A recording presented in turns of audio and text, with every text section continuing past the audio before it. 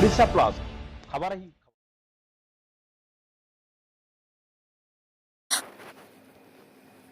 कुलाड़ व्याघ्रदेवी मंदिर खसला पत्थर, लोके आतंकित। गंजाम जिला भंजनगर सहर निकटस्थ कुलाड़ उपर व्याघ्रदेवी मंदिर एक विराट बड़ पत्थर खसी पड़ी, जहां नहीं लोके आतंकित अवस्था अछंती। पत्थरटी खसी तलू आसवा समय तले शिव मंदिर में माड़ हो मंदिर क्षति होईछि।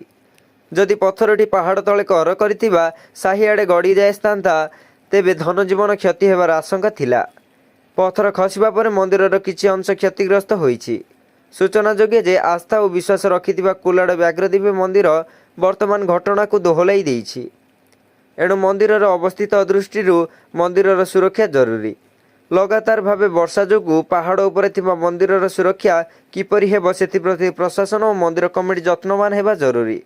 जदिबा मंदिर पहाच, मंदिर स्टील रेलिंग और हनुमान मंदिर पाचेरीर किछि अंश नष्ट हो जाइछि और यार मरामती करने जरूरी अटे। तेणु प्रशासन पक्षरु एने आवश्यक पदक्षेप नेबाक साधारण दाबी होइछि। लगाण वर्षा जोगु पत्थरटी खसी पड़िथिबा अनुमान करा जाउछि और आगकु मध्य एहिपरि किछि पत्थर अछि सेगुड़िक खसी पड़िबार आशंका मध्य अछि। तेणु प्रशासन तुरंत यार पदक्षेप नेबाकु ग्रामवासी अनुरोध करिसंती। Bhanjanagar Prafulla Kumar Maharana report, Odisha plus.